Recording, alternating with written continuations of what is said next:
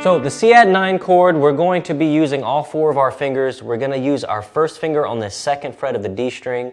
Our second finger is going to be on the third fret of the A string.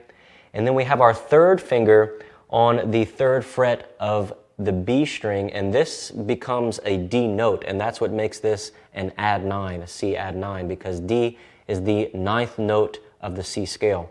And then we're going to take our fourth finger, our pinky, and we're going to put it on the third fret of the high E string. And when you strum this chord, the low E string is not part of it, so you can take your thumb to come across the top and just touch that low E string to mute it while you strum. Now this particular chord fits very good in the G chord family, because if you see this transition from this C add 9 to the G, you can see the similarity in shape between the two chords, and that makes transitioning very easy. So if ever you're playing in the G chord family and you need to go to C, you can always use this C add 9 chord, and it makes that transition very nice.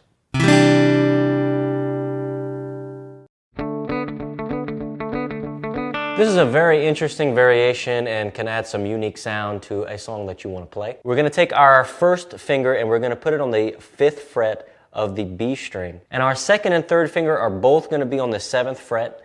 Our second finger is going to be on the A string, 7th fret, and our third finger is going to be on the the G string, 7th fret. Now this is where it gets complicated. We need to take our pinky finger and put it all the way up on the low E string, and it's going to be on the 8th fret of the low E string. Now what's going to happen is that pinky, because it has to stretch so far, is going to want to mute the A string and as well as the high E string way down here. Now the high E string is actually not part of this chord, and so we actually want it to be muted, and so we don't need to do anything about that. We can let our palm way down here just touch that high E string and it's going to mute it, which is what we want. But we need to get that pinky away from the A string, and so we just need to make sure to try as best we can to press with the tip of the finger and get that finger to arch so that we're not muting that A string, and that's just going to come with some practice. Now the D string is also not part of this chord, and so we can let our second finger, as it's pressing down on the A string, we can just let it touch the D string so that it mutes the D string and we don't hear it while we're strumming.